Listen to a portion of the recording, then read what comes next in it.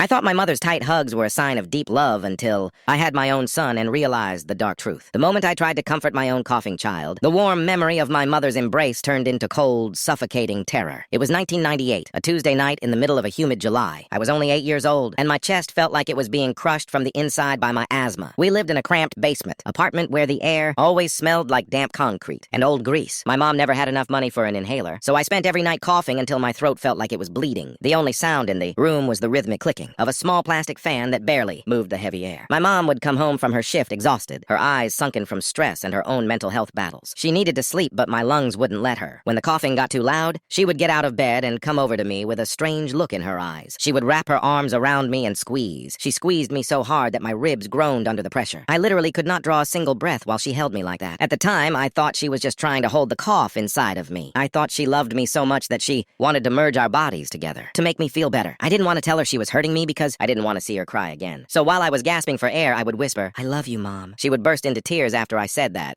and eventually, the room would go dark as I drifted off. Last night, my own 5-year-old son started coughing in his sleep. I sat on the edge of his bed and reached out to hold him, but I stopped myself. I realized that to squeeze a child so hard they can't breathe requires a specific kind of force. It's not an accident. It's not a hug. My mother wasn't trying to comfort me. She was trying to make me pass out. She wanted me to lose consciousness so the noise would stop and she could finally get some rest. I spent my entire life telling people about how loving my mother was, even when we were poor. Now I realize I was just an inconvenience she tried to silence by cutting off my oxygen. I'm sitting in my kitchen now at 3:00 a.m. staring at the floor. The realization is a physical weight in my stomach. I don't think I can ever look at her the same way again.